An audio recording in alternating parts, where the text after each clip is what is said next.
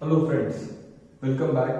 आज हम लोग इस वीडियो में सीखने जा रहे हैं आपके चैप्टर 3 सर्कल का प्रैक्टिस सेट 3.3। फ्रेंड्स, 3 सम्स है पूरे प्रैक्टिस सेट में। बहुत ही सिंपल प्रैक्टिस सेट है। प्लीज सारे सम्स, तीनों सम्स को ध्यान से देखिए, बहुत ज्यादा सिंपल है फ्रेंड्स। ठीक, अब हमको क्वेश्चन दिया गया है so and so is the circle. ठीक है फ्रेंड्स, अब कहा गया है कि एंगल ECF कितना है, 70 डिग्री। बेटा एंगल ECF कितना है, 70 डिग्री। एक्सरसाइज या प्रैक्टिस सेट को पढ़ाते वक्त मैं कुछ प्रॉपर्टीज भी आपको समझाऊंगा, आप प्लीज उनको भी ध्यान से सीखिए। बेटा सॉल्यूशन लिख रहा हूं, ध्यान से देखिए। इन्होंने कहा है कि measure angle ECF is equal to 70 degree angle ECF। तो बेटा मैं एक सेंटेंस मतलब स्टेटमेंट लिख रहा हूं कि measure angle ECF is equal to major of arc EF। आप कहोगे सर कैसे? सर आपके मन में सवाल होगा कि सर कैसे। बेटा पहले ध्यान से देखो, मैंने कहा measure angle ECF, central angle ECF जितना है उतना ही उसका करस्पॉन्डिंग आर्क होता है EF। अब मुझे कहिए ECF एंगल ने अपने घर में कौन सा आर्क कवर किया है, इंटरसेक्ट किया है, वो है EF। तो सेंट्रल एंगल का जो मेजर होगा वही उसने उसके करस्पॉन्डिंग माइनर आर्क का भी मेजर होगा, और इसीलिए एंगल ECF का करस्पॉन्डिंग माइनर आर्क कौन है, EF। तो measure angle ECF will be equal to measure of arc EF and that will be equal to 70 degree। that will be equal to 70 degree. यानी अगर angle ECF 70 degree है तो उसका corresponding minor arc भी 70 degree होना चाहिए, और वो कौन है, EF है। बेटा इसका रीजन लिखना होगा। Reason, we know measure of central angle. क्या लिख रहा हूं बेटा, ध्यान से देखिए। We know measure of central angle is equal to major of its corresponding minor arc. क्या लिख रहा हूं बेटा, ध्यान से देखिए। We know measure of central angle is equal to major of its corresponding minor arc, और इसीलिए मेजर एंगल ECF अगर 70 है तो उसका करस्पॉन्डिंग माइनर आर्क जो है EF, उसका भी मेजर कितना होना चाहिए, 70 डिग्री। और इसको मैं कहूंगा स्टेटमेंट नंबर 1। बेटा क्या कहूंगा, स्टेटमेंट नंबर 1। आपके मन में सर हमको तो आर्क DE चाहिए, बराबर है बेटा। ध्यान से देखिए, यहां तक आपको समझ में आया होगा कि ECF का जितना मेजर है उतना ही उसके करस्पॉन्डिंग माइनर आर्क का भी मेजर होना चाहिए। एंगल ECF का करस्पॉन्डिंग माइनर आर्क कौन है, EF। तो अगर ये 70 है तो ये भी 70 होना चाहिए। दूसरा पॉइंट बेटा, अगर आप ध्यान से देखते हो, वी नो अगर आप ध्यान से देखते हो तो आपको पता चलेगा major of arc DE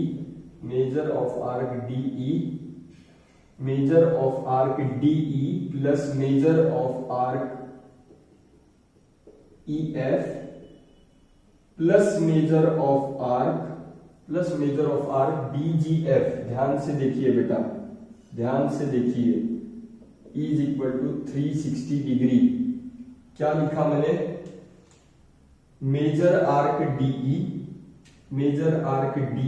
plus major arc EF plus major arc DGF।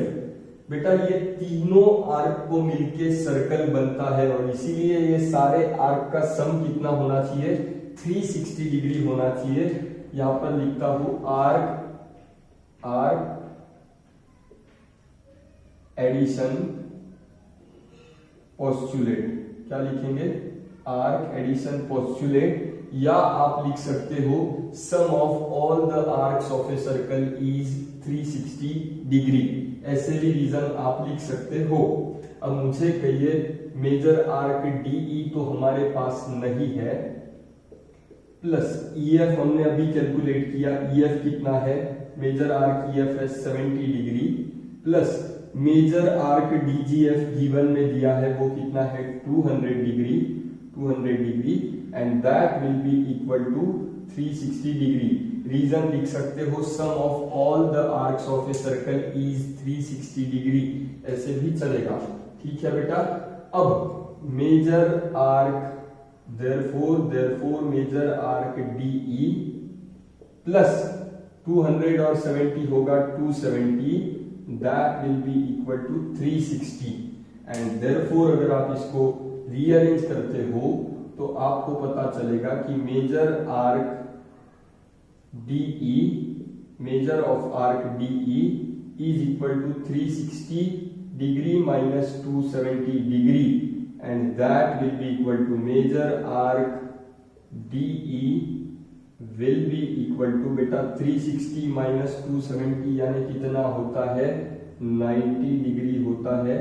मान लीजिए ये है मेरा स्टेटमेंट नंबर 2, और ये जो पहला चीज हमको ढूंढना था बेटा हम लोग उसको ढूंढ लिए। प्लीज ध्यान से देखिए, मैंने क्या कहा, DE plus EF plus DGF, इन तीनों को मिलाकर सर्कल बनता है, और इसीलिए इन तीनों का सम कितना होना चाहिए 360 डिग्री। वैल्यूज अगर आप पुटअप करते चलते हो EF का और DGF का, तो दिस इज हाउ आप आर्क DE को कैलकुलेट कर लेते हो। अब दूसरा चीज जो मुझे चाहिए है वो है आर्क DEF। बेटा अगर आप ध्यान से देखते हो तो आपको पता चलेगा major of arc DEF, major of arc, ध्यान से देखिए बेटा, major of arc DEF, major of arc DEF, arc DEF जो है बेटा ये दो लोगों को मिलकर बना है, major arc DE and plus major arc EF, addition of arcs. ठीक, एडिशन ऑफ आर्क्स। DEF जो है बेटा वो दो जनों को मिलकर बना है, एक DE और दूसरा EF। ठीक है बेटा। Therefore measure of arc DEF will be equal to, बेटा आर्क DE का मेजर कितना है अभी कैलकुलेट किए थे 90 degree, plus major arc EF का मेजर कितना है 70 डिग्री। अब इसको लिख लीजिए फ्रॉम 1 and 2, फ्रॉम 1 and 2, क्योंकि 1 में था कि EF है 70 डिग्री और 2 में था कि DE है 90 डिग्री, इसीलिए ये वैल्यूज कहां से लिए मैंने, फ्रॉम 1 and 2। ठीक, and therefore major of arc DEF will be equal to 90 plus 70 यानी कितना होता है बेटा 160 डिग्री। ये है मेरा सेकेंड पार्ट जो हमको ढूंढना था। तो दिस इज हाउ हमने आर्क DE का भी वैल्यू निकाला और आर्क DEF का भी वैल्यू निकाला। DEF दो जनों को मिलकर बनता है, DE और EF। DE 90 था, EF 70 था, 90 प्लस 70 हुआ 160 डिग्री। दिस इज हाउ हमने आपका क्वेश्चन नंबर 1 कंप्लीट किया है बेटा। आई होप आपको बढ़िया तरीके से ये समझ में आया होगा। एंड अब हम सॉल्व करने जा रहे हैं आपका सेकंड क्वेश्चन। हेलो फ्रेंड्स, अब हम सॉल्व करने जा रहे हैं आपके प्रैक्टिस सेट का सेकंड क्वेश्चन। बहुत ही इंटरेस्टिंग है फ्रेंड्स। क्या कहते हैं, आपको एक सर्कल दिया है और उसमें जो ट्रायंगल आपको दिया है ट्रायंगल QRS, ये एक इक्विलैटरल ट्रायंगल है बेटा। कौन सा ट्रायंगल है, इक्विलैटरल ट्रायंगल। ठीक, एंड आपको दो चीजें प्रूव करने को कहा गया है, arc RS is congruent to arc QS is congruent to arc QR। इसको प्रूव करिए एंड प्रूव करिए कि जो आर्क QRS है, आर्क QRS, इसका सम कितना होना चाहिए, 240 डिग्री होना चाहिए। ठीक है बेटा, अब हम लोग प्रूफ की ओर जाते हैं। सबसे पहले तो हम लिखते हैं we know that triangle QRS is an equilateral triangle. क्या लिखा है बेटा मैंने? हमको पता है कि triangle Q R S is an equilateral triangle. ये तो गिवन है बेटा। क्या है? Given. Triangle Q R S is an equilateral triangle. बेटा क्योंकि triangle Q R S equilateral triangle है तो आपको पता होना चाहिए कि therefore side R S is congruent to side Q S is congruent to side QR, is congruent to side QR, side QR लिख लीजिए। ठीक, मैं ही लिख देता हूं साइड QR। ध्यान से देखिए बेटा मैंने क्या लिखा है कि क्योंकि ट्रायंगल QRS एक इक्विलैटरल ट्रायंगल है तो उसके तीनों साइड आपस में एक दूसरे को कॉन्ग्रुएंट होने चाहिए। ठीक है बेटा, और ये है हमारा स्टेटमेंट नंबर 1। यहां तक अगर आपको समझ में आया हो तो अगला पार्ट और भी इजी है। मुझे कहिए, इसको मैं कहता हूं कि दैट इज अगर सर्कल को आप देखते हो तो ये जो साइड्स आर एस है, क्यू एस है और क्यू आर है बेटा, ये तीनों सर्कल के कॉर्ड्स है और इसीलिए मैं कहूंगा that is chord R S, that is chord R S. ध्यान से देखिए बेटा, side R S, Q S और क्यू आर एक दूसरे को कॉन्ग्रुएंट है क्योंकि वो इक्विलैटरल ट्रायंगल के साइड्स है, इसीलिए तीनों कॉन्ग्रुएंट है एक दूसरे को। ठीक, that is chord R S is congruent to chord Q S is congruent to chord Q R. क्या लिखा बेटा मैंने? ध्यान से देखिए, chord R S is congruent to chord Q S is congruent to chord Q R, क्योंकि जो side R S है, क्यू एस है और क्यू आर है वो सर्कल के कॉर्ड्स भी है और वो एक दूसरे को कॉन्ग्रुएंट है, यानी कॉर्ड्स भी एक दूसरे को क्या होने चाहिए? कॉन्ग्रुएंट होने चाहिए। अब बेटा अगर आप सर्कल को ध्यान से देखते हो तो उसके तीनों कॉर्ड कॉन्ग्रुएंट है और बेटा हमारे थ्योरम के मुताबिक इस एक्सरसाइज के पहले जो थ्योरम आपको दिया है, अगर किसी सर्कल में दो कॉर्ड्स या दो से ज्यादा कॉर्ड्स एक दूसरे को कॉन्ग्रुएंट हो तो उनके करस्पॉन्डिंग जो माइनर आर्क्स है वो भी एक दूसरे को कॉन्ग्रुएंट होते हैं। कहने का मतलब अगर हम लोग कॉर्ड क्यू आर और कॉर्ड आर एस की बात करें तो अगर chord Q R is congruent to chord R S तो क्यू आर का करस्पॉन्डिंग माइनर आर्क कौन है? Arc Q R. और आर एस का करस्पॉन्डिंग माइनर आर्क कौन है? Arc R S. ये भी एक दूसरे को कॉन्ग्रुएंट होने चाहिए एंड देयरफॉर बेटा मैं लिखता हूं, ध्यान से देखिए, देयरफॉर मैं लिखता हूं आर्क आर एस। क्या लिखता हूं? Therefore arc R S is congruent to arc Q S is congruent to arc Q R. आप कहोगे सर कैसे? रीजन बड़ा है, ध्यान से देखिए। सबसे पहले तो इक्विलैटरल ट्रायंगल था, इसीलिए तीनों साइड एक दूसरे को कॉन्ग्रुएंट हुए। बेटा तीनों साइड तो कॉन्ग्रुएंट है लेकिन ये तीनों साइड सर्कल के कॉर्ड्स है, इसीलिए तीनों कॉर्ड्स भी एक दूसरे को कॉन्ग्रुएंट हुए। अब तीनों कॉर्ड्स कॉन्ग्रुएंट होने के बाद उनके तीनों करस्पॉन्डिंग माइनर आर्क भी एक दूसरे को कॉन्ग्रुएंट होने चाहिए। बेटा रीजन ये है, we know corresponding arcs of congruent chords, corresponding arcs of congruent chords also are congruent। इसका मतलब क्या है बेटा? इधर दिखाता हुआ एक बार ध्यान से देखिए, ये एक कॉर्ड है और ये एक कॉर्ड है, सपोज आर एस और ये है एस टी। बेटा अगर आपको कोई कहे कि chord R S is congruent to chord S T, ठीक, chord R S is congruent to chord S T, इसका मतलब कॉर्ड आर एस के करस्पॉन्डिंग जो माइनर आर्क है आर एस और एस टी के करस्पॉन्डिंग जो माइनर आर्क है एस टी, इसका मतलब अगर chord R S is congruent to chord S T तो उनके करस्पॉन्डिंग माइनर आर्क कौन है बेटा? arc RS will also be congruent to arc ST. Reason, corresponding arcs of congruent chords also are congruent. अगर chords congruent है तो उनके सामने के माइनर आर्क भी एक दूसरे को congruent होने चाहिए. अगर दो chords congruent है तो उन दोनों के सामने के जो दो माइनर आर्क होंगे वो भी एक दूसरे को congruent होंगे. एंड दिस इज हाउ, यहाँ पर पहला जो हिस्सा है हमको प्रूव करना था उसको हमने प्रूव किया है फ्रेंड्स. दूसरे हिस्से में हमको प्रूव करना है कि आर्क QRS का मेजर 240 है. इसके लिए पहले तो मैं आपको कहूंगा कि measure of arc QR, let करके कहिए. लेट मेजर हमको पता तो नहीं, हमको ये पता है कि आर्क RS, QS और QR एक दूसरे को कॉन्ग्रुएंट है, ये तो पता है, लेकिन उनका मेजर कितना है ये हमको पता नहीं. तो मैंने कहा let measure arc QR is equal to major arc RS is equal to major arc QS is equal to x degree. क्या लिखा बेटा मैंने?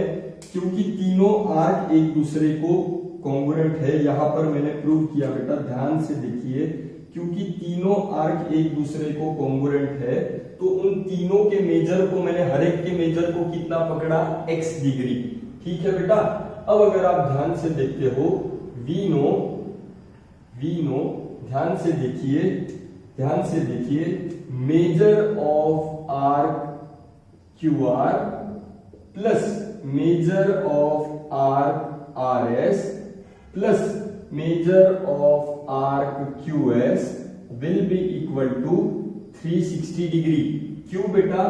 QR plus RS plus QS तीनों मिलाकर सर्कल बनाते हैं एंड इसीलिए तीनों का सम कितना होना चाहिए? 360 डिग्री होना चाहिए. रीजन आर्क्स एडिशन पोस्टुलेट या sum of all the arcs of a circle is 360 degree. ठीक है बेटा. अब मुझे कहिए आर्क QR का मेजर कितना है? x, क्योंकि हमको पता नहीं है. RS का भी कितना है? x और QS का भी कितना है? x. That will be equal to 360 degree. ठीक है बेटा. x प्लस x कितना होगा? 3x is equal to 360 degree. x is equal to 360 upon 3 is equal to 120 degree. तो x का वैल्यू कितना मिला बेटा? 120 डिग्री. और इसको मैं कहता हूं स्टेटमेंट नंबर 1. x का वैल्यू हमको मिलता है 120 डिग्री. ठीक है बेटा. अब हमको क्या प्रूव करना है कि मेजर आर्क QRS कितना है? 240 डिग्री. अब ध्यान से देखिए, मेजर ऑफ आर्क QRS जो है ना बेटा, मेजर आर्क QRS, ये दो जनों को मिलकर बना है. एक तो measure arc QR plus major arc RS. क्या लिखा बेटा मैंने? मेजर आर्क QRS दो जनों को मिलकर बना है, एक मेजर आर्क QR एंड एक मेजर आर्क RS. ठीक है. Addition of arcs. ठीक. दैट इज इक्वल टू, ध्यान से देखिए, measure arc QRS is equal to arc QR को कितना पकड़े है? x प्लस आर्क RS भी कितना था? x. ठीक है बेटा. देयरफॉर ध्यान से देखिए, measure arc QRS will be equal to, बेटा x का वैल्यू कितना कैलकुलेट किए? 120 डिग्री. फिर से x का वैल्यू कितना है? 120 degree. And therefore major of arc QRS 120 plus 120 यानी कितना है बेटा? 240 डिग्री. दिस इज हाउ हमने प्रूव किया है कि QRS का मेजर कितना होना चाहिए? 250 डिग्री. हेंस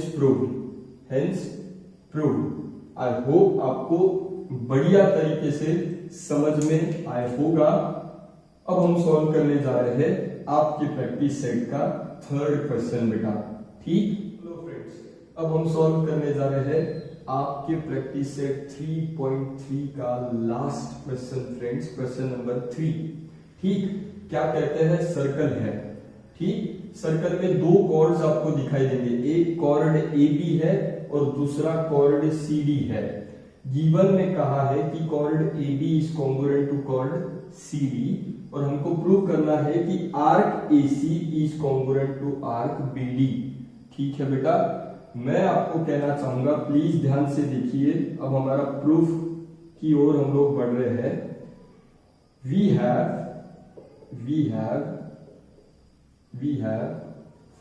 यहां पर लिखते हैं chord AB, we have chord AB is congruent to chord CD.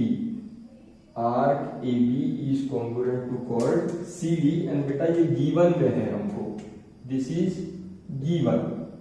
ठीक है बेटा, इसी का मतलब अगर मैं आपको कहूं तो आप ध्यान से देखिए कि that is chord AB is equal to chord CD. Chord AB is equal to chord CD। ठीक है बेटा chord AB is equal to chord CD। अब अगर आप फिगर को ध्यान से देखते हो, ये रफ वर्क में यहां पर कर रहा हूं, ध्यान से देखिए बेटा। अगर आप फिगर को ध्यान से देखते हो तो ये आपका जो AB है तो वो कुछ इस प्रकार से आपको दिखाई देगा।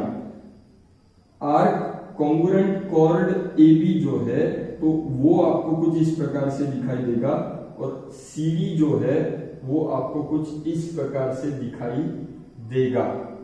ठीक, तो इन दोनों फिगर को बस आप ध्यान से अगर देखते हो तो अगर कॉर्ड कॉन्ग्रुएंट है तो उसके करस्पॉन्डिंग माइनर आर्क भी एक दूसरे को कॉन्ग्रुएंट होने चाहिए। तो मैं कहना चाहूंगा बेटा, क्योंकि arc chord AB is equal to chord CD, हमने सीखा है अगर दो कॉर्ड एक दूसरे को कॉन्ग्रुएंट है तो उनके करस्पॉन्डिंग जो माइनर आर्क होते हैं वो भी एक दूसरे को कॉन्ग्रुएंट होने चाहिए। एंड इसीलिए मैं लिखता हूं देयरफॉर मेजर ऑफ आर्क। अब AB के करस्पॉन्डिंग माइनर आर्क कौन है, ACB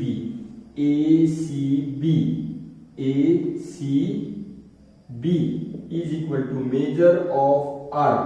CD के करस्पॉन्डिंग माइनर आर्क कौन है, CBD। और इसका रीजन क्या है बेटा, इसका रीजन क्या है, अब मैंने लिखा कि chord AB is equal to chord CD, ये तो हमको गिवन था। अब कॉर्ड AB के करस्पॉन्डिंग माइनर आर्क कौन है, ACB और CD के करस्पॉन्डिंग माइनर आर्क कौन है, CBD। हमने ऑलरेडी पढ़ा है कि अगर दो कॉर्ड्स एक दूसरे को कॉन्ग्रुएंट हो तो उनके करस्पॉन्डिंग माइनर आर्क भी एक दूसरे को कॉन्ग्रुएंट होने चाहिए। एंड रीजन आर्क्स करस्पॉन्डिंग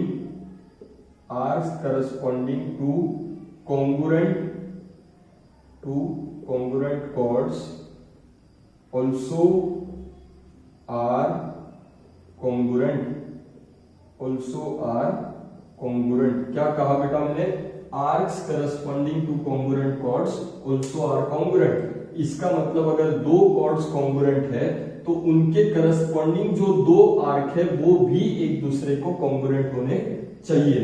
ठीक है बेटा, अब अगर आप ध्यान से देखते हो देयरफॉर ACB जो है वो दो जनों को मिलके बना है, एक AC और एक CB। तो मैं कहूंगा मेजर ऑफ आर्क ACB का मतलब है major arc AC plus major arc CB। ठीक है बेटा, क्या लिखा मैंने, मेजर ऑफ आर्क ACB को मैंने कंटिन्यू किया AC प्लस आर्क CB। दूसरा अगर आप देखते हो तो CBD जो है it is equal to major arc CB plus major arc BD। बेटा आगे स्पेस नहीं था इसीलिए वहीं पे कंटिन्यू किया। ध्यान से देखिए, ACB जो है वो दो लोगों को मिलकर बना है, एक AC आर्क AC और आर्क CB, और सीबीडी जो है वो दो लोगों को मिलकर बना है आर्क सीबी और आर्क बीडी। आई होप आपको ये स्टेप समझ में आया हो। अगर नहीं समझ में आया हो तो मैं उसको दोबारा से एक बार लिखना चाहूंगा बेटा, ध्यान से देखिए। यहां पर मैं उसको कंटिन्यू करने जा रहा हूं। Major of arc AC plus measure of arc CB, ठीक है बेटा। Major of arc AC plus measure of arc CB, ACB यानी ये दोनों है, इज इक्वल टू सीबीडी यानी कौन बेटा, सीबीडी यानी major arc CB plus major arc BD.